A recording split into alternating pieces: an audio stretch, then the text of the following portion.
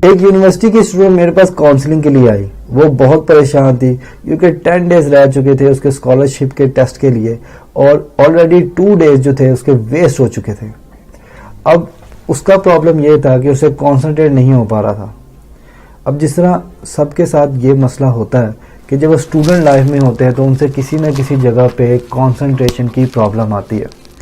अब मैंने इस सवाल का जवाब जो है एक बड़ी शानदार किताब से निकाला है। किताब का नाम है the procrastination equation by doctor peer steel. अब डॉक्टर साहब ने एक इक्वेशन बताई है जिसके अंदर मोटिवेशन के हर एलिमेंट्स है कि किस वजह से मोटिवेशन बढ़ती है और किस वजह से मोटिवेशन गिरती है। पहला है एक्सपेक्टेशन, दूसरा है वैल्यू, तीसरा है इंपल्सिवनेस और चौथा है डिले। देखिए, पहला पॉइंट है एक्सपेक्टेशन। जब हम किसी चीज को करने का सोचते हैं कि यार ये चीज मैं कर सकता हूं, तो उसके अचीव करने के लिए हमारी एक्सपेक्टेशन लेवल हाई हो जाती है और जैसे हमारे दिल में डाउट आता है कि हम ये पता नहीं हमसे हो भी पाएगा कि नहीं हो पाएगा, तो उसका लेवल मोरल नीचे गिर जाता है। दूसरा है वैल्यू।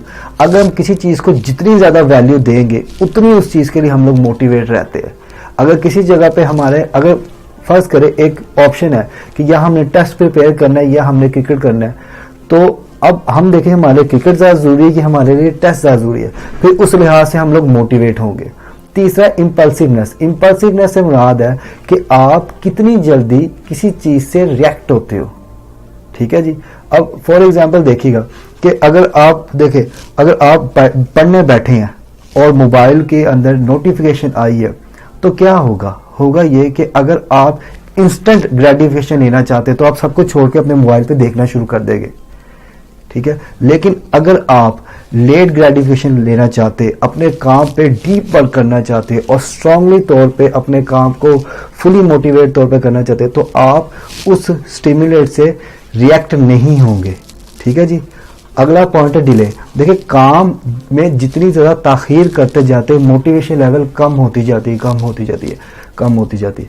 अब ये 4 एलिमेंट्स थे जो कि डॉक्टर पीस ने बताए थे अपनी उस किताब में। अब मैंने उस लड़की का मुआयना करना शुरू किया। मैंने कहा वैल्यू उस लड़की के लिए अपने टेस्ट की बहुत ज्यादा वैल्यू थी।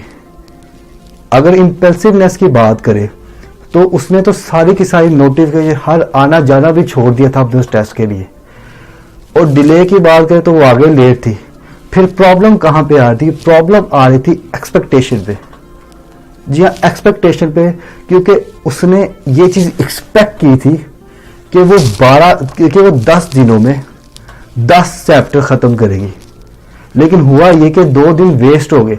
अब उसके ऊपर जो उसने एक्सपेक्टेशन जो बनाई थी, जो उसने सोचा था कि मैं इस तरह से करूंगी, फिर होकर गया हुआ ये कि सारी चीजें बर्डनाइज उस पर होगी और चीजें से तब मैंने नहीं हो सकी। अब क्योंकि उसकी एक्सपेक्टेशन ये थी कि मैं नहीं कर सकूंगी, तो उसकी मोटिवेशन भी कम होगी। अब मोटिवेशन कम होने से उसकी कंसंट्रेशन भी कम होगी।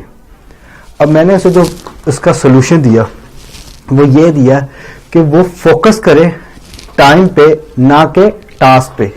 देखिए, आपने ये करना है, जब भी आप अपनी जो है कंसंट्रेशन आपसे ना हो सके, 30 से 40 मिनट्स के टाइम सेशन बनाए, उसमें पढ़े और इस तरह से पढ़े कि भाई ये 30 मिनट मैंने यही पढ़ना है, इसके अलावा मैंने और कुछ भी नहीं पढ़ना। 4 टिप्स जो मैंने उसको दी कंसंट्रेशन बढ़ाने के लिए। पहली टिप उसमें ये थी कि फोकस करो टाइम पे, ना के टास्क पे। आप कोशिश कीजिए कि 30 मिनट्स के या 44 मिनट्स के सेशन बनाएं और उसमें पढ़ें। आपने जहन ये लगाना कि मैंने इस 30 मिनट में इस किताब को पढ़ना है और बड़े अच्छे तरीके से पढ़ना है और फुल फोकस लगा कर पढ़ना है।